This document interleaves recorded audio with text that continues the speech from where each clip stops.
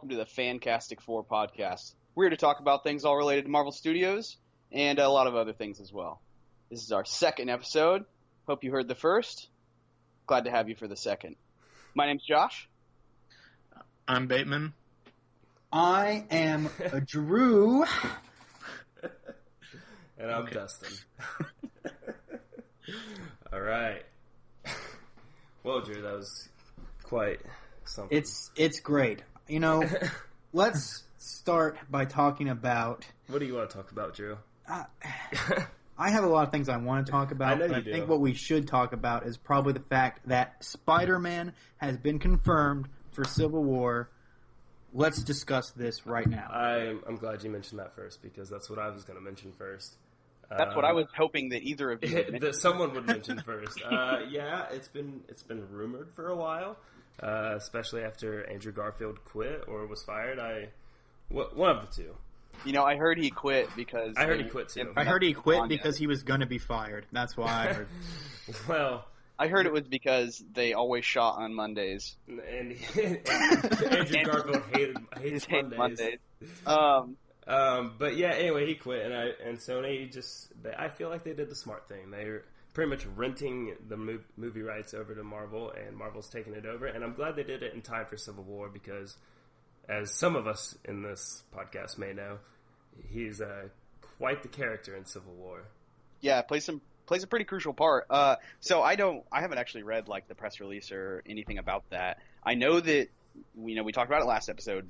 He can be in Marvel movies now, and we also mentioned explicitly that Civil War was announced.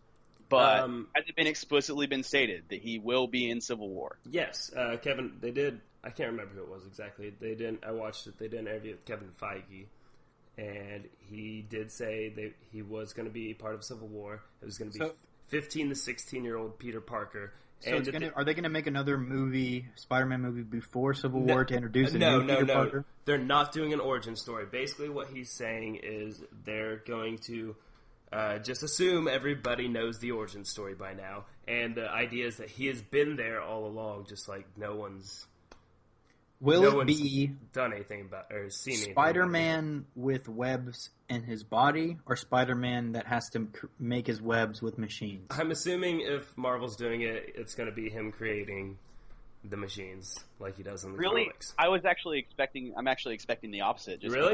Just because they put a strong slant on the powers, things like everybody's got powers. You know what I mean? Mm-hmm, but only Iron Man pretty much has like tools. But Peter Parker, I mean, he still would have powers. But Peter Parker, that also highlights Peter Parker as a scientist too. That's true. But another thing, the new Ant-Man trailer. Who has all seen it? I've seen that. Yeah. Whoa, guys. So, did everybody see it? Yeah. Yeah. You know what I have to say about the new Ant-Man trailer? What? Is I really did not think they would kind of take it in the direction that they did. Like with Paul Rudd, I thought it would be a lot funnier, but it seems like they're going for a more dramatic angle than I thought they would. They still do have some quips in there. They have quips, but I mean, every superhero movie has quips. Batman, like all the Dark Knight trilogy, had quips. But that is true. I mean, it seemed pretty jokey to me. Did it not to anyone else? But it is. I mean, it had like bits. It seemed darker. It seemed a lot darker than I thought it would be. I thought the entire thing would be a joke. But the thing I do like that they joke about is the name, like the name Ant-Man. That's like whenever I talk to anyone about this movie that doesn't know Ant-Man, they're just like Ant-Man. It's like, yeah, he gets small. And apparently talks to ants, according to the trailer. He does. He can communicate with insects. But I am glad that they have Scott Lang, who is not the original Ant-Man. I'm glad that they have him acquiring it from Hank Pym, kind of. Yeah, they couldn't really... I mean, I guess, is that Janet? That's got to be Janet, right? Oh, I don't know. In the trailer. I didn't look into that. It says it on the IMDb that's her. Good. We'll see how that comes about. But yeah, I think they'll mention anything about him abusing her for years? Whoa. That's probably... I mean... Michael Douglas is way older than Janet playing Janet. Yeah, so I'm sure that Janet is thrown didn't in there they just to embrace? Say, hey, we have her in there. Yeah, but didn't they embrace in the film or in the trailer? I thought there was an embrace. I don't know. I was watching the train track scene that was Yeah, that was great. You know what? Like aesthetically, what it looks like to me so far, it looks like some of the Spider-Man movies, some of the takes on Spider-Man. Just the way it's shot and the way they're dealing with the, I don't know. Maybe it's just the villain. Maybe Yellow Jacket just looks a lot like a Spider-Man villain to me. He kind of looks like Spider-Man with when he had the extra arms. Yeah, the Tony Stark thing. You know what? That's probably it. That's probably what. Oh my God!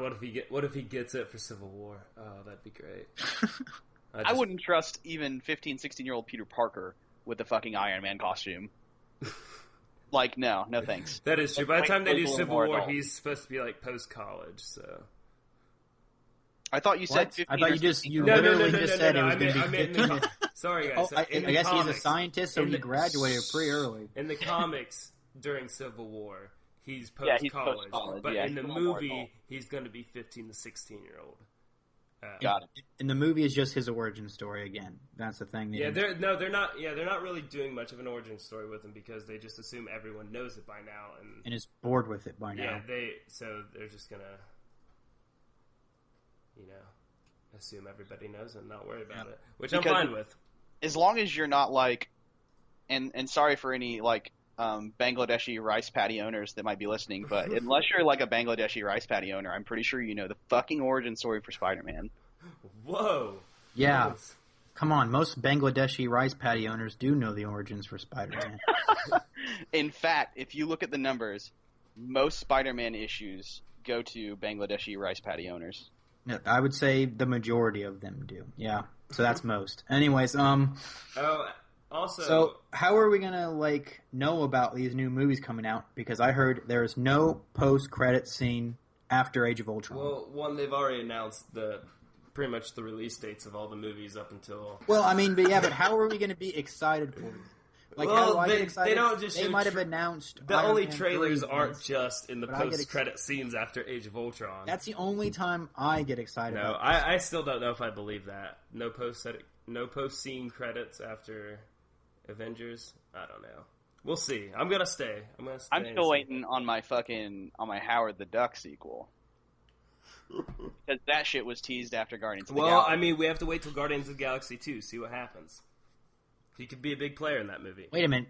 Not every post-credit scene is a tease. You think they're going to be like a Avengers eating shawarma movie now? No, I'm just saying I'm accustomed. Is that what Chef was? Because I didn't see that. Where they they opened up, all the Avengers people opened up an eatery and there were people working in there during the scene. You might be surprised, but Bruce Banner is terrible at customer service. Do not try to return something with that guy behind the counter. Your day will be ruined. Just ruined. Hook no receipt. Also, did anyone see the set pictures for AKA Jessica Jones? No, I heard about it. Oh my God, no one saw it. I saw him. You did? Bateman saw it. I'm looking forward to that, especially after Daredevil. She looks really cool. I don't know that much. I did some reading about Jessica Jones, but I don't actually have that much knowledge. She's a private detective with superhuman abilities, and in the comics she can fly. I don't know if how much they're gonna do with that, but she can fly in the comics. She's like a weaker Superman kind of character, right? Like she can kind of do a little bit of everything. Yeah. She's strong. She can fly. Probably vision, but she's a joke. But David Tennant as the Purple Man. I was glad to see that. Glad to see David Tennant. Didn't Purple Man start as a Daredevil guy? I thought he was. Yeah, they're all. Yep. They're all pretty tied together. Pretty much the Purple Man, he does mind control. That's his whole gig. He controls Jessica Jones into going into Avengers Mansion to assassinate Daredevil. And that is how Daredevil and Jessica Jones meet, because they, of course, being the Avengers, break her out of her mind control trance. Wait, you mean the Defenders? No. This is in the comics. This is Daredevil is part of the Avengers. Oh, okay. But she goes to Avengers Mansion to assassinate Daredevil. They break her out of the mind control, and her and Daredevil kind of team up, and then her and Luke Cage, and that's how the Defenders form. For the most part. So I read because I haven't read any Jessica Jones comics. And but me either. I'm not going to lie. I haven't. Well, I don't think she's incredibly popular. But from what I read, Luke Cage likes her, so who am I to judge? I guess she suffers from. Does he read her comics? He's in her comics. Do you know if that's like supposed to be the cause of her PTSD, the fact that she was mind controlled by the Purple Man? Because that would make a compelling villain story. Yeah, I'm also kind of hoping so. If they do like the comics and Purple Man mind controls and Daredevil becomes a thing in AKA Jessica Jones, and that's how they meet. I kind of hope I hear there's something in the comics with Luke Cage and Iron Fist, so kind of introduce Luke Cage early into AKA Jessica Jones, kind of get his story in there, and then when he has his own run, make that about more his powers and kind of getting to Iron Fist. Yeah. You get what I'm saying? Yeah, it's more about Daredevil and Jessica Jones, and then it's more about Luke Cage and Iron Fist. It's two different, and then they're going to meet somehow, sure. Yeah. Which is cool. Just because they have that back. Daredevil and Jessica Jones have that background in the comics. Jessica Jones being sent to assassinate Daredevil, and that's how they meet, kind of. Gotcha. So we've all seen the first episode of Daredevil now, right? We're all yes. At least that far invested. So you're talking about how. Let's just go ahead and start talking about the very first episode. What's it called? Into the Ring is the first episode of Daredevil on Netflix. You were talking about how you're expecting Jessica Jones and Daredevil to have some tie-ins, and I'm sure they will. But just in the very first episode, you were already seeing a tie-in with Iron Fist. Iron Fist. Well, let's go ahead and go through. Did I miss the Iron Fist reference? Whoa! It's right at the end, but yeah, let's take it from the top. What are your guys' first impressions of the show?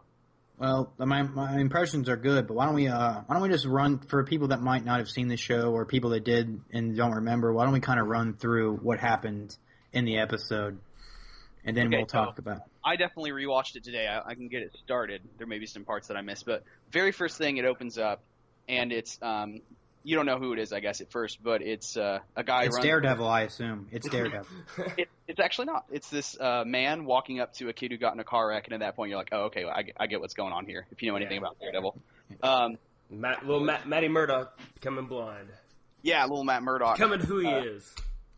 But not until after. He has that stuff in his eyes for a while before he starts to go blind. It does take a few minutes. It's like once the dad noticed. It's like if the dad didn't say anything about this, noticed anything about the stuff in the eyes, he would have been okay. He may have been just fine. God damn it, Jack! You really dropped the ball on that one. Right, you ruined your son's life. He does nothing but drop the ball in this episode, time and time again. Yeah, so he goes up, battling Jack Murdock, goes up to his son who just got involved in the accident and had toxic waste splashed on his eyes. He did save a life, though. He did save that old guy's life. I didn't son, he saved my life. That guy. I didn't understand, how the dad knew his son was in the accident, though. When he first ran, he's walking up, and then he's like, out of the way, everyone! And then he finds his son on the ground. Maybe he was looking for his son. Maybe he knew the origin story of Spider-Man so well that he knows when there's a group of people crowded around something, it's probably your uncle or your son that's involved in it. So one of your close family members is on the ground somewhere. Well, he guessed right. He did, and he found his son. Maybe he spent the last week just pushing through crowds of scared people. Where is my son? In hopes that one of his family members was going to get superpowers. Where is he? Where is he? That's what a parent does. But anyway, he finds his son. Matt Murdock goes blind. We know all that. And then present day. Present day. Right after today. They do go into that sweet opening credit scene, though. The blood. That's pretty sweet. Yeah, I just wanted to throw that out pouring all over everything. I do. Well, it is the first episode, so we might need to talk about if you have something about the opening credit scene you want to talk about, now would be the time. Yeah, right. I like it. That's good. Does anyone else have it? I just love the blood dripping. It's very... I didn't really see it as blood. I saw it more as candle wax, or fruit like punch, Catholic red candle wax. Okay. Yeah, I didn't think of it like that, actually. I didn't think blood either. I actually don't know what I thought. But it wasn't either of those. But I like those interpretations. Okay. So we all kind of have our own little thing. Yeah. But anyway. A bloody candle. Dripping. But anyways, after done with the post-credit, or not the post-credit scenes, the opening credit scenes. So then we go into, what was the next thing? Was it Karen Page? No, the very next thing is, because I rewatched it twice today, so I know what the hell was going. The very next thing is Matt wakes up, and Foggy. Yeah, Foggy's calling him. Well, wait a second. We skipped the confessional and the fight at the docks. God, we're awful. Yeah. Was that all before the? You've watched this twice today, and you don't remember anything about it. The accident. Josh's memory has never been the best. Confessional, fight at the docks, opening scene. That's right. I choose to ignore those because they were too violent for me. Okay, especially the confessional scene. I kind of remember it's little Matt Murdock becoming blind, and then it goes into the confessional where he kind of goes into talking about his dad being a boxer. Do not forgive me for what I've done. I can't for what I'm going to do. Forgive me for what I will do soon. No, you messed that up. You messed that up. That's how he delivered the line. I thought. No, it's not. But I'm not asking forgiveness for what I've done. I'm asking forgiveness for what I'm about to do. Something very close to that. Yeah. And then the priest says, "Then just don't do it, please." But please. he talks about the devil and the Murdoch boys too, which I like. Yeah, I thought it was a really good intro because Daredevil's faith is something that's really important to him in the comics. Mm-hmm. He's very Catholic. They pretty much. I love the pacing of the whole thing. They're like, okay, he gets in a crash and he gets blind. Okay, he's a Catholic. Okay, he's gonna whoop some ass. Like, great, move this right along. Because he talks to the preacher and says he's about to do some bad shit. Or wait, is it a preacher in Catholicism? Is there a better word for that? It would be a priest. Priest. Okay, great. We're learning all kinds of new things. Well, I mean that's not something that's. Never mind. Just go ahead. we're mostly learning what happened in the first episode of Daredevil that I've seen twice today. Okay, so Bates, take it over because you seem to have a sharper memory on this. Oh, okay. You want me to talk more about I have a question about the confessional for you guys. Okay. You said you liked the Devil and the Murdoch boys thing. Mm-hmm. I mean, I did not like it. Did anyone else think it might have been a little too on the nose, though? Like, they have to set up the devil thing, and so you're like, you know what I'm saying? Yeah, like it was a little like, oh, okay. Like you're like, okay, he's scared. Bruce Wayne's scared of bats. I get it. He's Batman, and you're like, okay, Matt Murdock scared of the devil. He's scared of the devil. But I get so he becomes the devil. That seems a little. It does much. It does make sense though because. Well, I don't think he's saying it doesn't make sense. I know. It's too on the nose. I like that he's saying what his grandma says because I get what he's saying with that deadness in their eye when they fight and all that from watching. I don't want to go too far into it, but I won't. Don't. But it's a good thing that the grandma noticed, and I think that's an old Catholic thing to say. I think it was very true to form, and yeah, I mean it was definitely obvious, but I don't think they were casting any dispersions about like it not obviously being him. It's like you already knew, and so like to set it up, while it may not be a great example of writing, I mean, they don't. You're not sure that he is the vigilante until very late in the first episode. I mean, it could have been Foggy. The show called I always thought it was opened Foggy. on that guy. And I thought it was Foggy though. Foggy's Batman. He's Batman. This is a crossover series. Foggy is actually just awesome. But anyway, after that, then we have the whole Karen Page. I believe the Karen Page is right before. No. It's the fight scene at the docks. Oh, then we're at the. Oh man, you guys clearly did not watch this. I actually did watch this today too. I Wikipedia this, and I know more than you. Okay, so we go from the forgive me for... Oh, wait, don't forgive me for what I've done. Forgive me what I'm about to do. It's not so easy to deliver that line. That guy must be a good actor. I mean, yeah, that's why he makes the big bucks, I assume, is because he can remember that one line. In a Marvel and Netflix exclusive series. But, so yeah, we're at the docks next, and we see a man who... trafficking. Human trafficking. Later in the episode, we learned that the black guy is a character, Turk Barrett, who is a recurring goon from the comics. I don't know if anyone else. That didn't look too far. I have not read enough of the Daredevil comics. I only knew that because you told me, Bateman. Yeah, I don't know that much about him. I knew he stole Stiltman's outfit once. You could kind of tell that he was going to be a recurring character because the other three dudes were knocked out instantly, and then he fought that guy for a while and almost shot him. Yeah. Yeah, I mean, he had lines, right? Like you said, more than 2 words. I love the dude who was sitting in the chair just eating something. He didn't move, and then he got hit in the...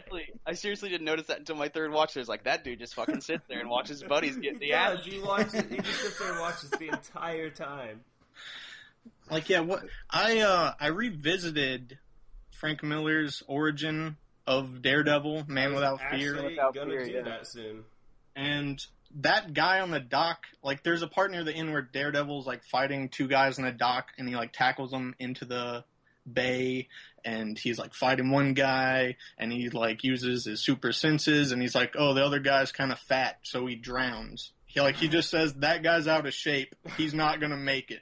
And I was is this fat guy on the pier supposed to be that guy? There's his first kill. I guess he's dead now. He can't even human traffic without a chair. I assume he brought that chair, unfolded it, sat on the dock, and now you knocked him into the immediately Hudson started River? eating because his blood sugar was low.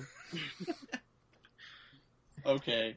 So Daredevil does his first act of heroism, and we do get the first idea of what the action for this series is going to be like. Mm-hmm. And it's just I don't know about you guys, but I have a lot to say about that. I just it's so much more visceral than anything else we've gotten in Marvel so far, I feel. Because everybody else has these bigger, stronger powers, right? So it's when they hit a guy hitting someone with a hammer and he goes flying 40 feet. It's someone breaking your arm or breaking your leg. Yeah. Yeah. I mean, you shoot a guy with a beam from Iron Man, and he's just oh, I'm burned and on the ground now.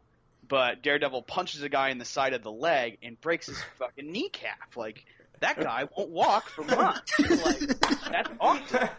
And that's in the first fight. He just snaps a dude's leg, and it is very visceral. And I also really like how they...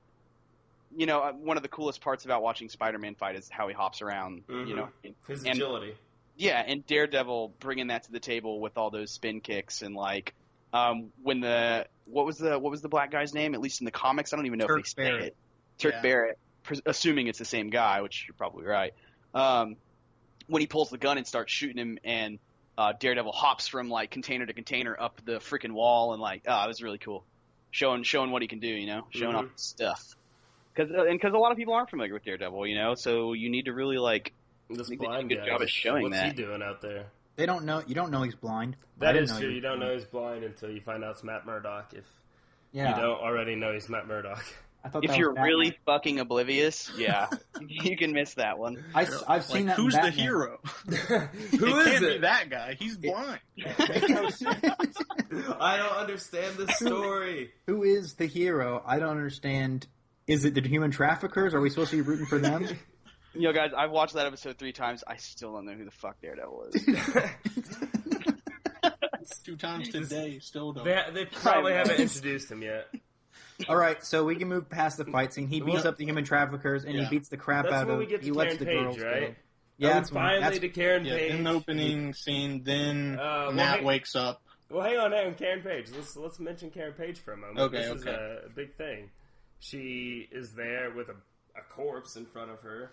Which, hold on, I want to, as soon as it cuts to that scene, you just see the knife and like part of her hand and the blood dripping off of the knife.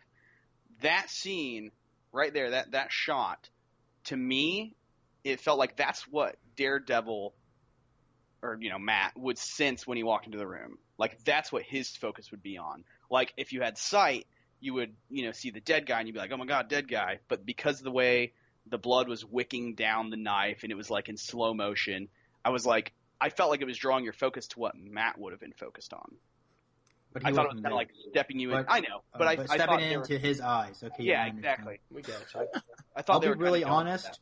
I still think she murdered that guy. Yeah, it's pretty. When I revisited it, I was like, how did they pull this off? Where she is like coming back to consciousness, like on her knees. She's not like laying on the ground, and she's like, huh? Well, I mean, I'm sure she maybe woke up and then like got up on her knees and realized what was happening. It was like, why was she holding a knife then? Maybe she found it, or it was in her hand when she woke up. Oh, or maybe this will be some sort of tie-in with the Purple Man who super special set her up, dudes. I thought the same thing, man. Not the first time I watched it, but the second time. I was like, because she said it felt like she was drugged, and I don't know exactly what the Purple Man makes you feel like when he takes over your brain, but I don't know. That could have been the Purple Man. The Purple Man. Could have been John Purpleman. I like. He's the perpetrator of this crime. I wish that was his name. That was like his actual thing. He was John Purpleman. The perpetrator. The kids called him Purple Man, mocking him when he was a boy. Purple Man. And so he took their brains and made them stab each other. Yep. Okay, so there was the Karen scene, and then it's Matt waking up, right? Yeah. Oh no! Before that. What are we missing? No, wait, no. It's after that. You're right. Well, no. Let Bates run it. Bates. No, clearly. Okay. Let Bates transition. I haven't watched the episode. Let's just rewind a little. It's after the opening is when Matt wakes up, and then they talk about how they don't have a first client. Oh yeah. Transition to like what I said? Karen. Yeah. Okay, great. I just wanted to clear that up. Okay, I'll just a quick rundown. Okay, so he wakes up. Okay. They're talking. They have a few character moments about Foggy hounding Matt about like being blind, getting all the women. Yeah, being a he's pussy like, you're hound. always dating these really nice looking women and you're blind. And I was like, yeah, that's true. He could put up the facade that he can't see things a little better. I know he really can't see things, but he kind of can. And Drew, I thought you knew nothing. I thought he could kind of jump on the grenade once in a while just to kind of prove he's blind. You know what I mean? Well, I think when he's around Foggy and Karen, he does. You'll see him like grabbing for walls and like stuff like that. Yeah, no, I understand that, but I still think he might like. I mean, he's do a little better job. Shallow. He's a shallow blind man, is what we learned. Yeah. I mean, he can like tell the shape of their body at least, so he knows if they're fit or not, and then probably their face will also match that. I think they probably it's just a coincidence that they look good in the face, but their body is probably. And the attractive ones go for him, probably. Yeah, that'd be fair. If I was an attractive woman, I had choice between Matt Murdock and Foggy. I'd probably. Kind of should that be a segment? If we were a woman, which character would we be attracted to? I would be attracted first to the who I think is the hero of this, the anti-hero of this, and that is the black human trafficker, Turk Barrett. Is he a black person that traffics humans, or is he a trafficker that only traffics black humans? Well, I don't know who he was trafficking specifically in that crate, so women. I don't. Yeah. So he's a black woman trafficker. Is there a lot of male human trafficking? I don't really want to get into that, actually. So I mean, you're not gonna. There's a market there. You could. Why are we in the podcast business?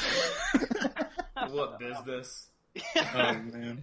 Yeah, we have no clients. I thought it was great.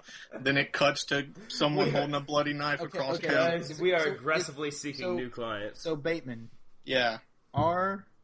Is the next scene when they decide to buy the office? Their office, That must be the next scene. Well, he's on the phone with Foggy. Foggy's joking around about how he bangs hot ladies and he's blind. He says, "I gotta go bribe a cop."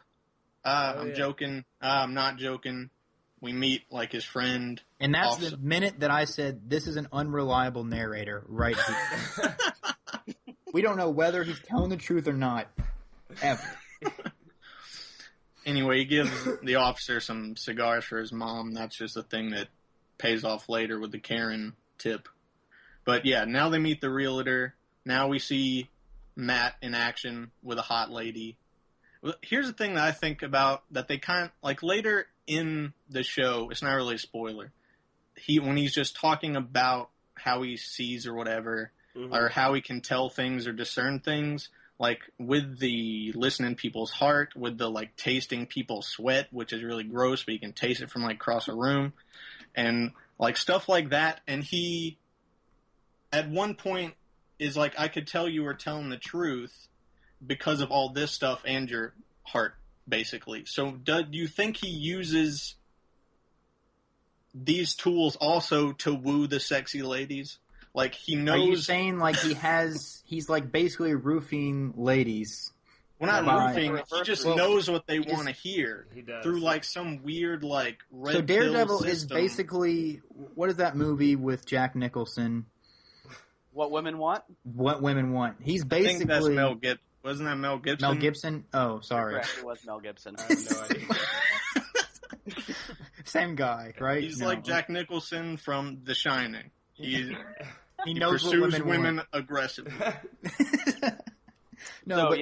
So basically you're saying it's like What Women Want, the series. He can...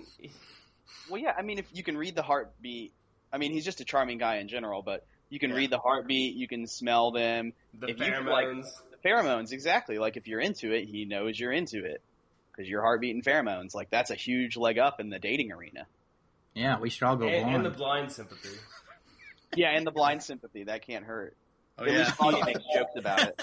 He uses that with the realtor, where he's like, "You're going to have to show me around, lady." Oh, and when she's like, "You guys can flip a coin for the room with the view." I was kind of like halfway, but he was kind of like being a dick at the same time, too, during that scene. He's like, "This place is absolute shit," like, or whatever, and then she's like, "Oh, let me show you around." He's like, he's just saying things. It made me seem like he was kind of acting above his station, especially for a lawyer with no clients at all. Drew, he's the main character. He's, I mean, okay, so that gives him license to be a dick? That doesn't seem like... I didn't think he was being a dick at all. I didn't get that at all. I thought he was being playfully flirtatious. Yeah, he was being playfully flirtatious. Well, I just, that very first scene, I thought that. I thought he was being a lot nicer the rest of the episode. But if I was that realtor, as I will jump into all the lady characters, I would have thought, this guy's trying to Drew brings do the a hard female sell. perspective to this podcast. Yeah. Well, I do want to point out that in that scene where they check out their apartment, the realtor does mention the incident, which we can assume pretty safely that is the Battle of New York, the Avengers. I guess they do pretty much just say it. They're like, "Hey, remember when everything got destroyed here?" Yeah. Yeah. Really drove Mark. So that was a big tie-in right there to the rest of the MCU early on in the episode. They introduced and also the idea of all the construction and rebuilding. What was Matt Murdock doing during that? He was in law school, bro. He was at Columbia. I assume. He was in school. He wasn't ready for that. It's not like he could watch the telecast on TV or anything. That was the big time for him. He wasn't ready for that. So, anyways. I wonder if he really likes podcasts.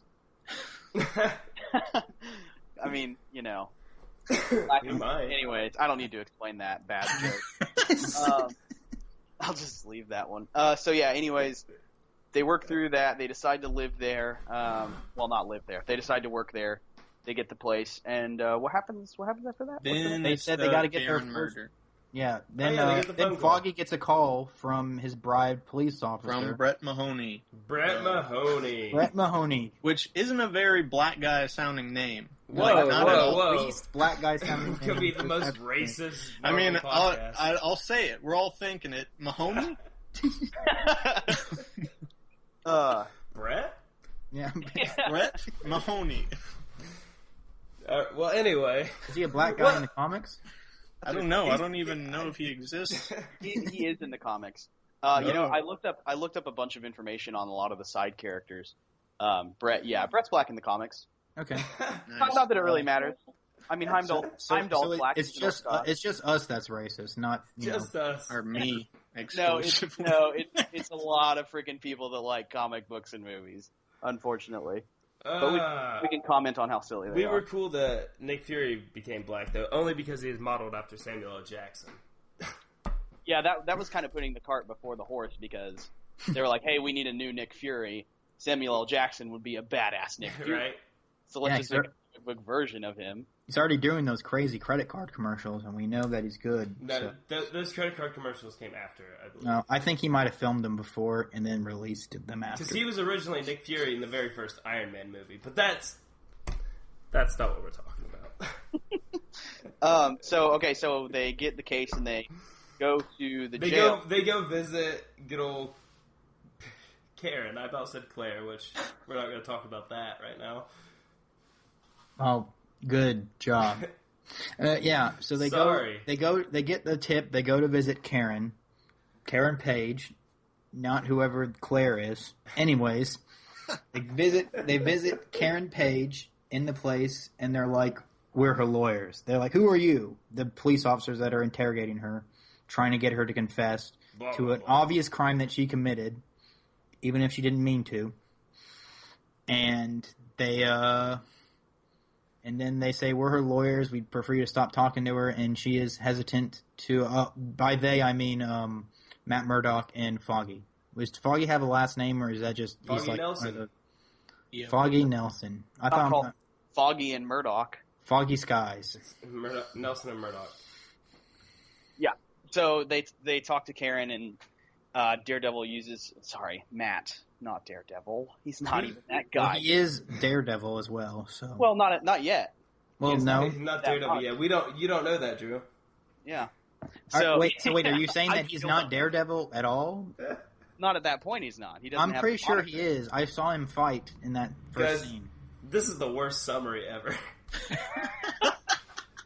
Anyways, okay. So he uses his Murdoch powers. They're Daredevil powers. His Daredevil powers. Okay. To sense that she is telling the truth and that she did not murder this gentleman. Daniel Fisher. It doesn't matter. The guy's dead. He does not. Well, he deserves a name. Well, he had a family. He did actually have a family. Okay.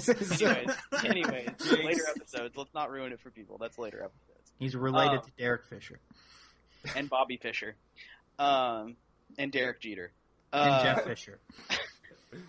I don't know who that is.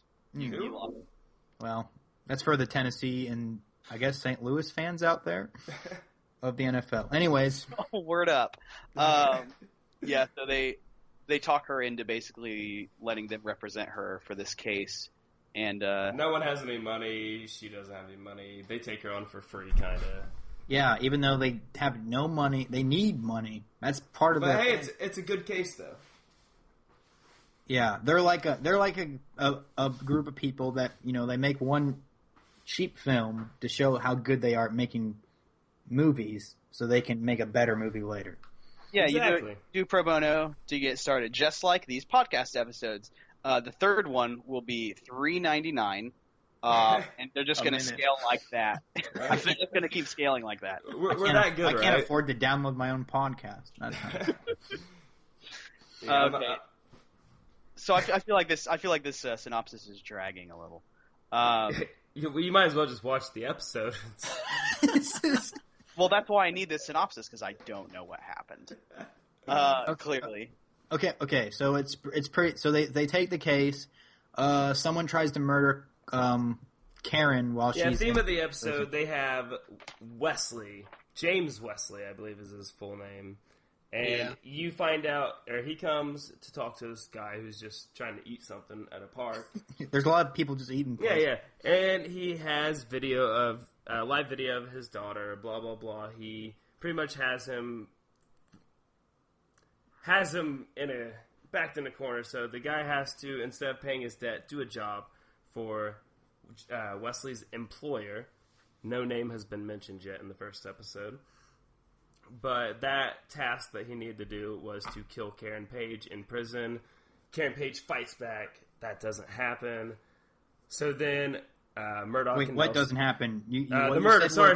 Literally, the sentence you said was, Karen Page fights back, that doesn't happen. Sorry. She does fight back. It does happen. She prevents her own murder. She prevents the murder. And then Matt and Foggy get Karen out of jail, and that guy threatens to beat up Matt, the cop. The detective or whatever he is. You take that tone with me, boy. Whatever he said. Chump. Little does he know. What a New York thing to say. Right? Take that tone with me, chump. I don't care. Actually, I threw the chump in. I don't think anyone actually said chump except for me. I think you're right. But anyway, Karen comes back. Then Foggy and Matt kind of sense that she's hiding something. And so then when Karen's staying with Matt to be safe, I just did quotes with my fingers. You guys can't see that. Oh, yeah.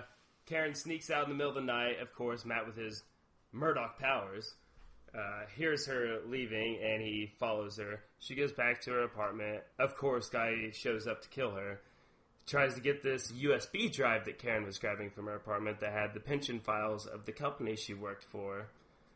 And also Daniel Fisher, the guy who died. They both worked for them. But she has the files that she needs to show the world that they're doing bad things. But anyway, Daredevil shows up, saves her. You see an epic fight. You see a little... And again, he's not Daredevil yet.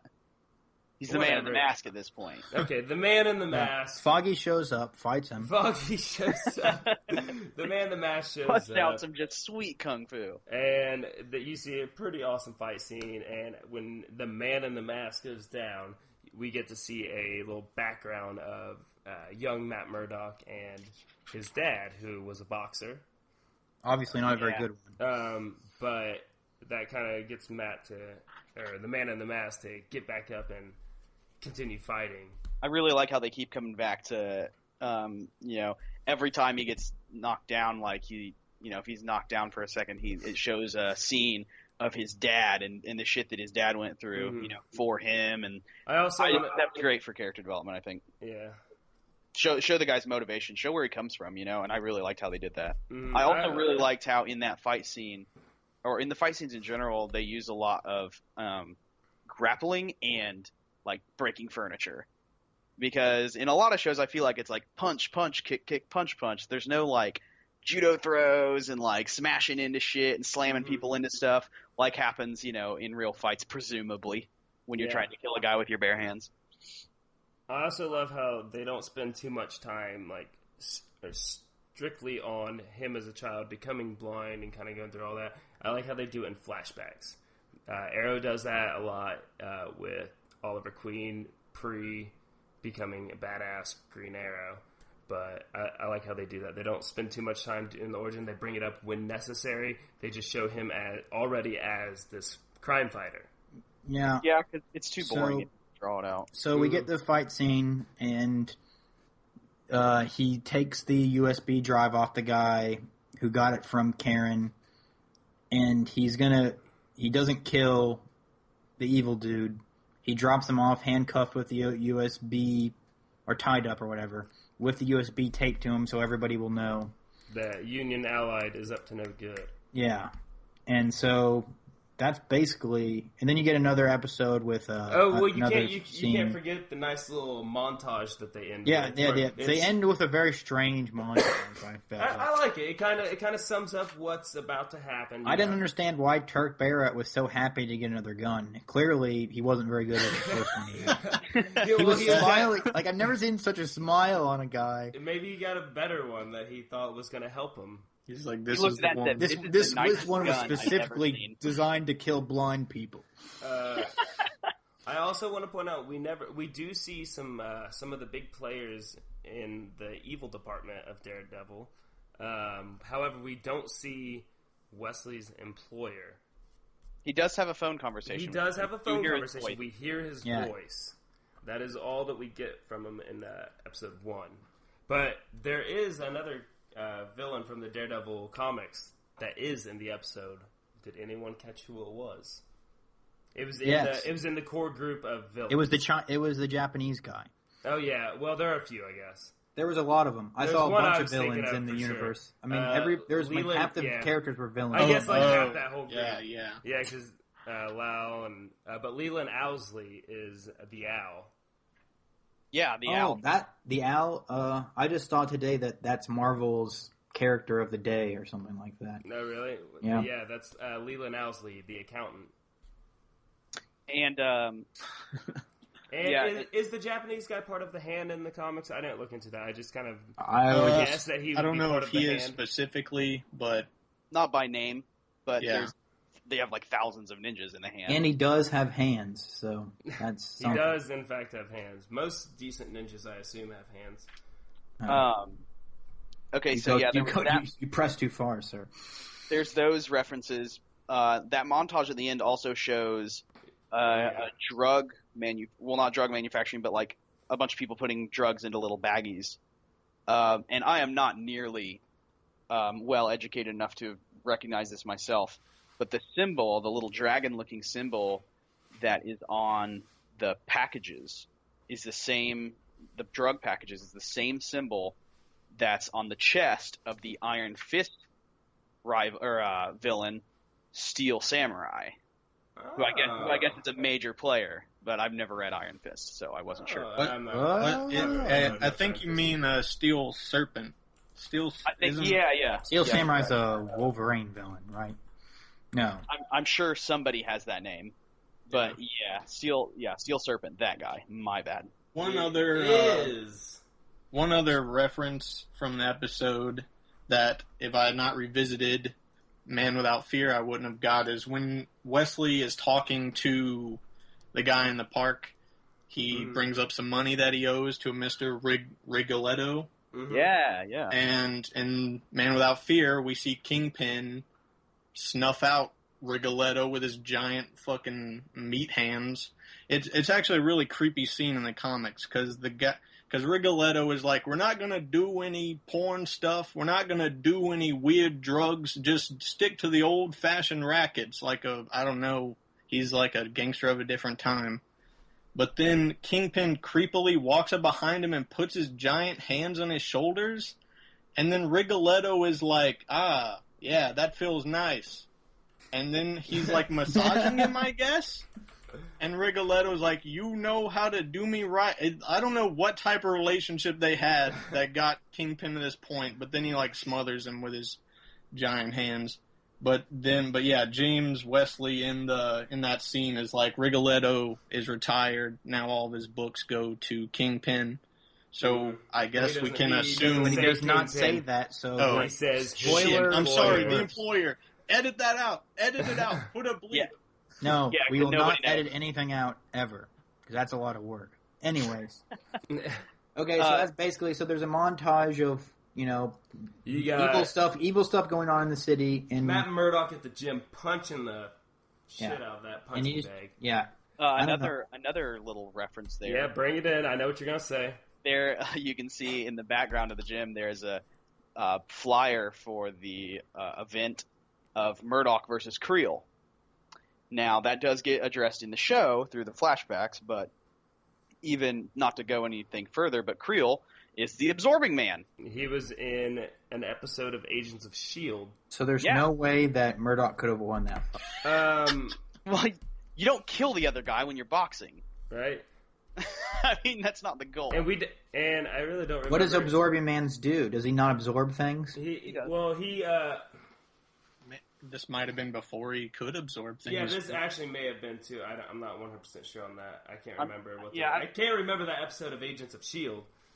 that much. But I do know about the Absorbing Man. Like, say he has a diamond in his hand. He can pretty much like make his arm a diamond.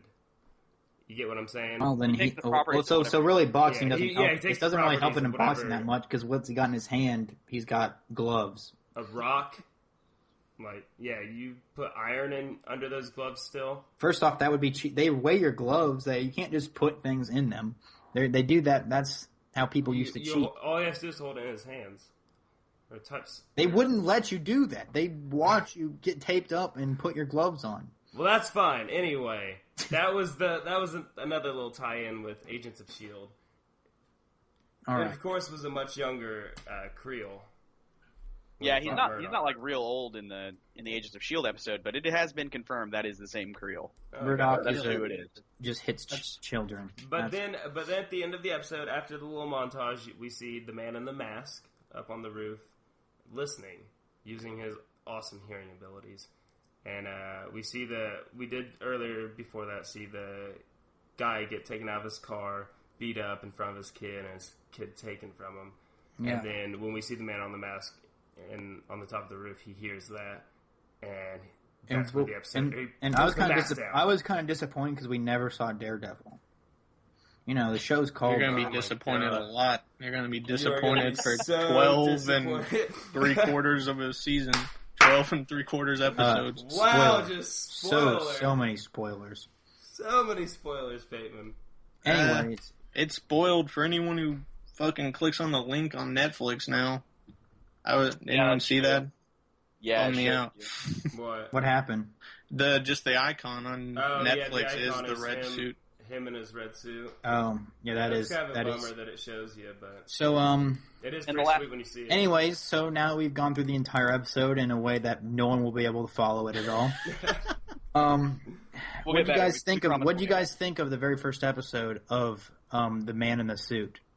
The man in the suit. Yeah.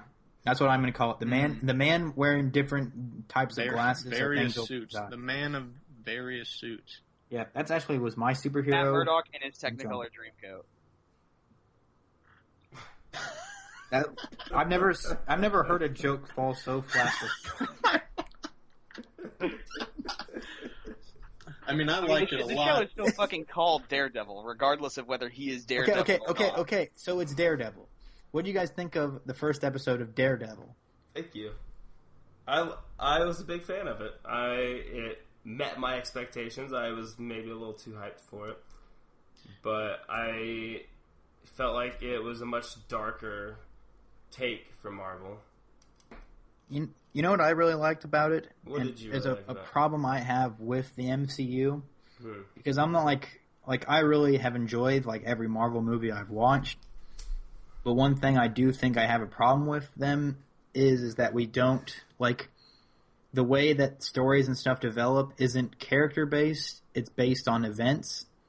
And I think that's going to be an issue on, like, the overall, like, arc of, like, these things going on, of these movies and TV shows and stuff. But, well, maybe not the TV shows, and that's what I'm going to talk about, is, like, in the movies, everything is, like, this big thing happens and this big thing happens and we're just heroes and we deal with that kind of stuff and the trials we face are not as big, like we don't get as deep into their characters as in like the things that they're having trouble with are because of like an evil person is doing this to them or something. Right, because they only need to keep your interest and like develop a plot for an hour and a half or 2 hours. Yeah, which I think but since they're doing so many movies, I think that's going to be an issue.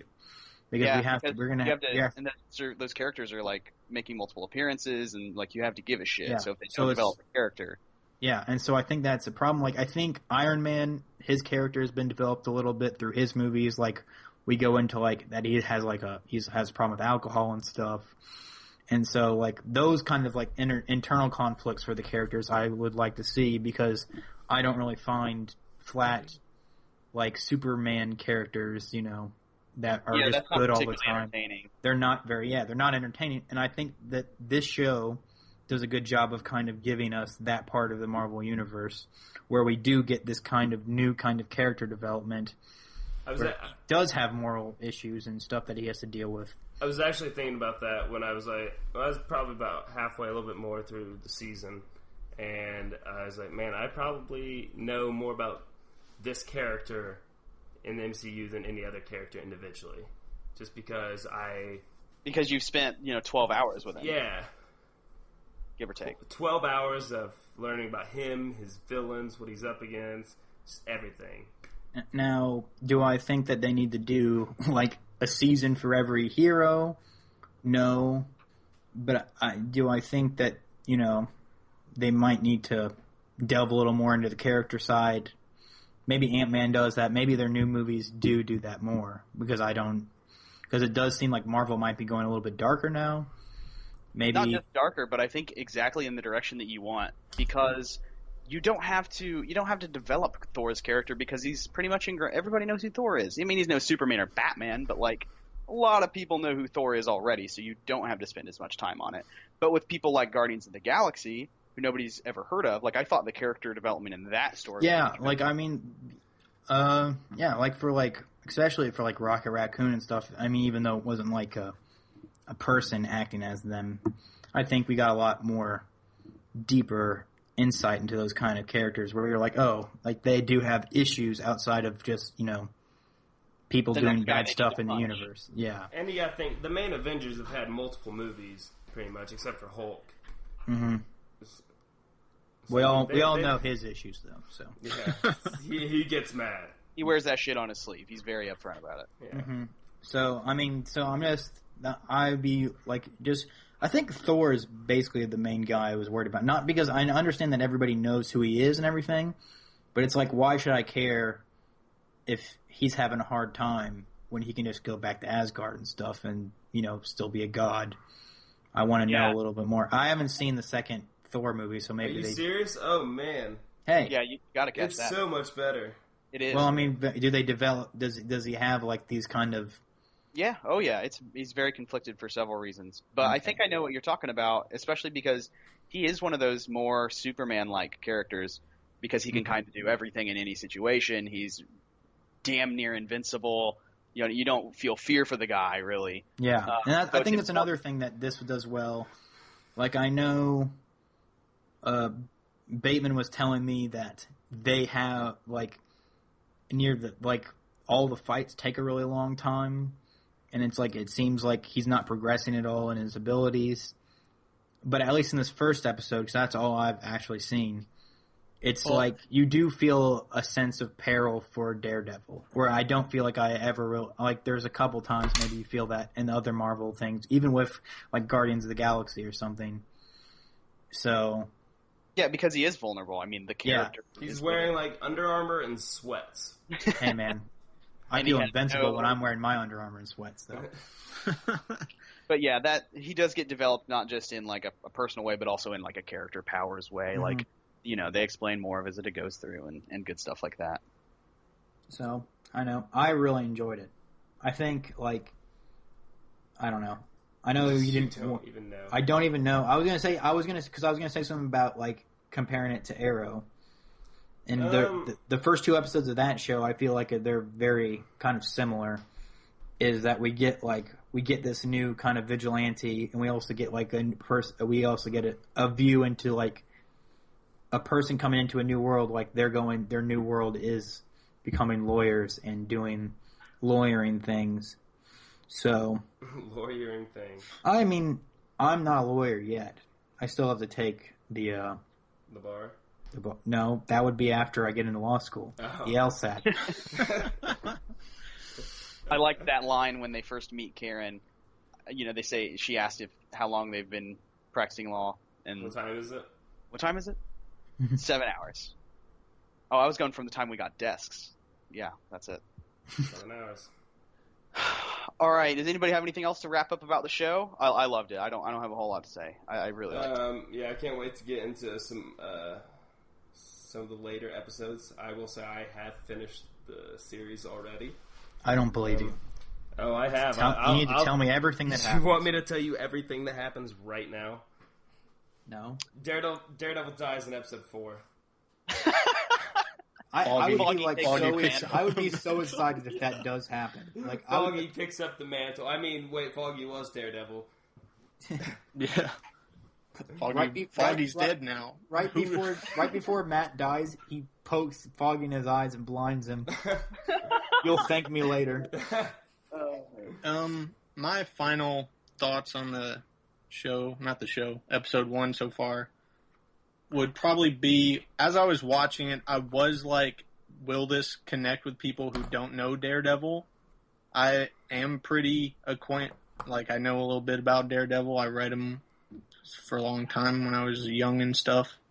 So I was I enjoyed as a Daredevil fan that the first episode wasn't here's Daredevil, here's him as a kid, here he is, how his powers work and everything. But I was also like, will people who don't already know be too confused? Or is it just the right amount where they're like, this is mystery. Yeah, I want to know what's going on, you know? I think it intrigues them. It's like, because you see that he's blind, and then you see him kicking ass, and you just know it's him. And if you don't know about Daredevil or anything about Matt Murdock, how does he do it? You want to find out. There's a thing in creative writing where you kind of want to, they say you don't want to withhold anything that's important, but you still want to create suspense.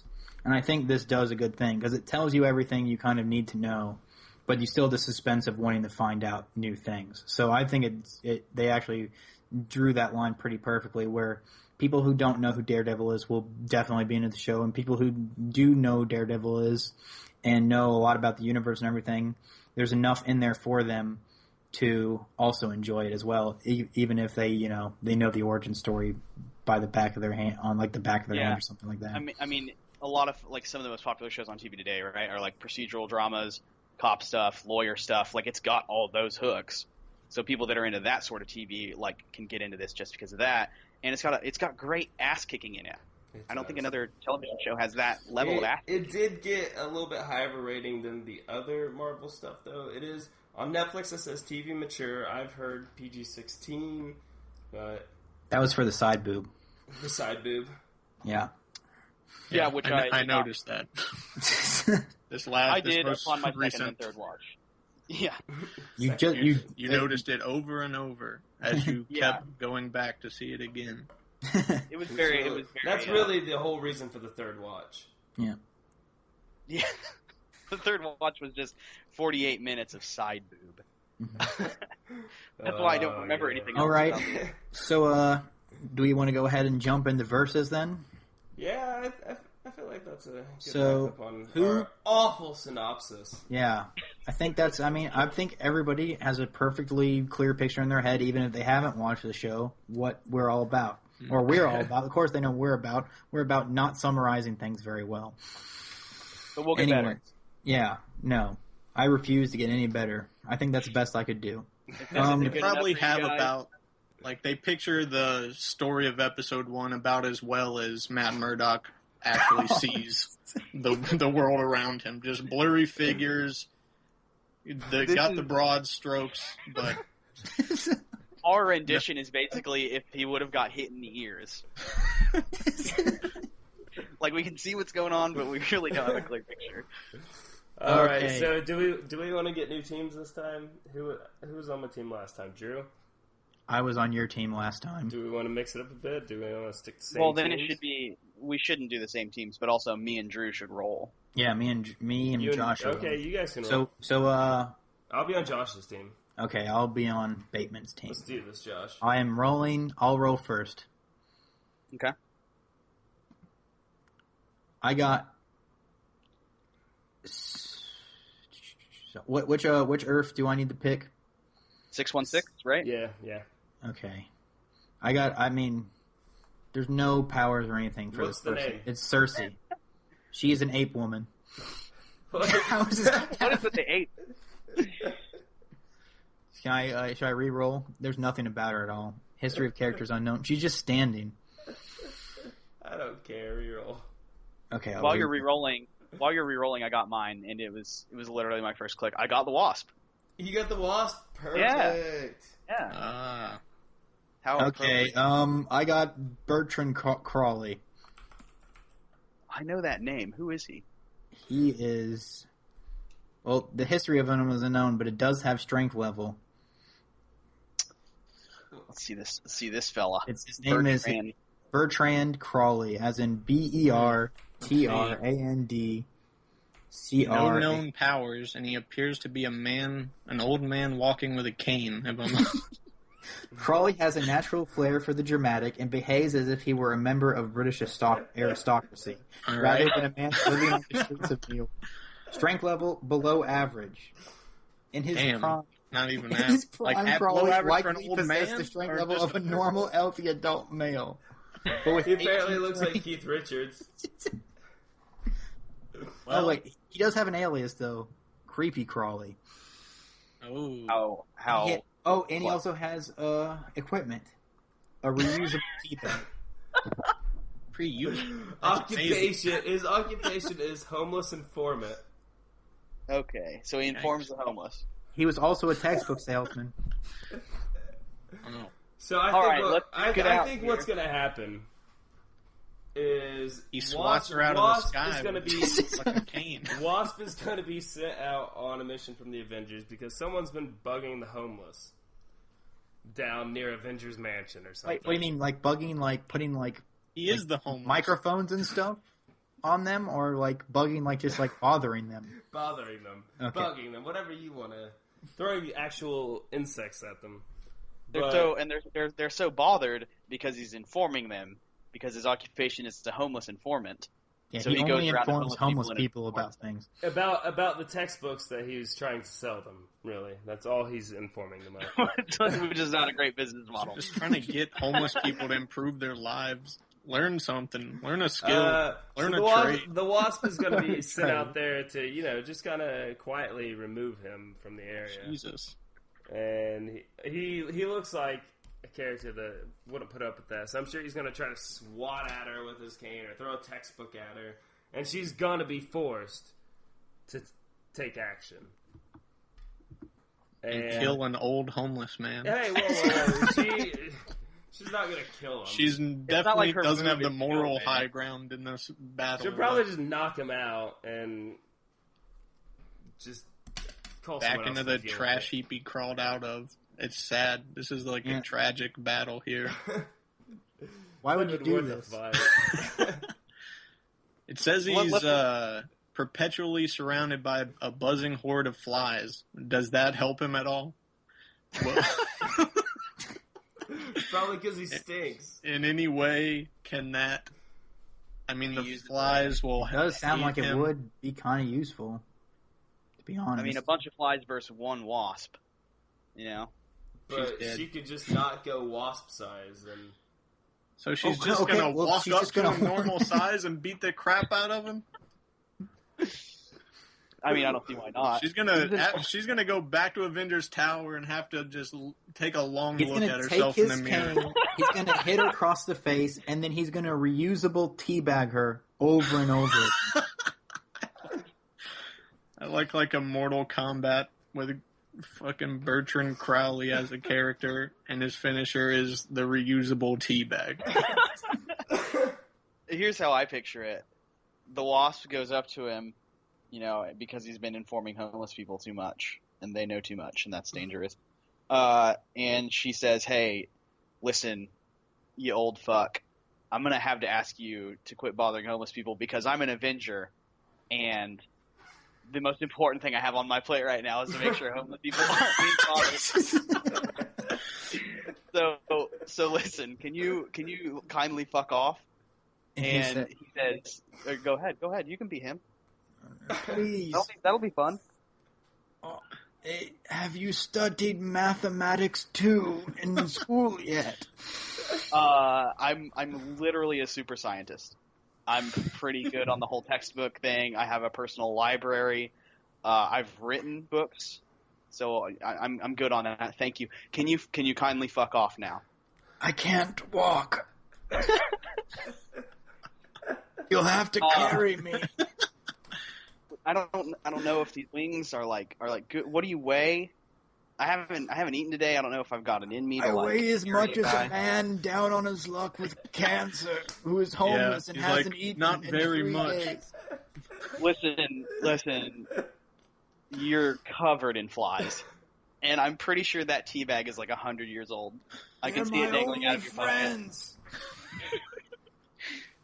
And she can't handle it anymore, and she takes out all of her anger because she's been physically abused by Hank Pym for years, and she just kills the old man.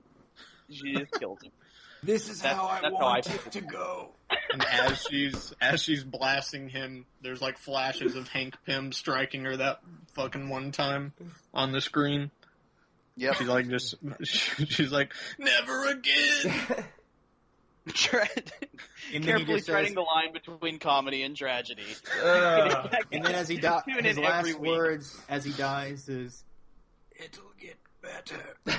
And then he dies. He lies to himself as his life comes out of his body. Does Janet Van Dyne then like incur the flies? Are they like her flies now? Yeah, they become a part of her now. It's sad when a father outlives his son.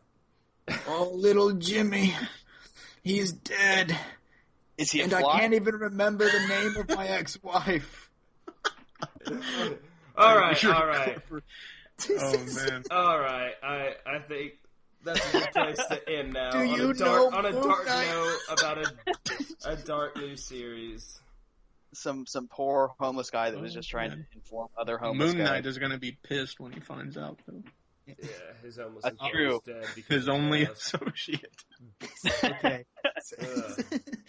All right. So Wasp wins the battle of Bertrand, Crawley, and Wasp. Moment of silence for old Bertrand.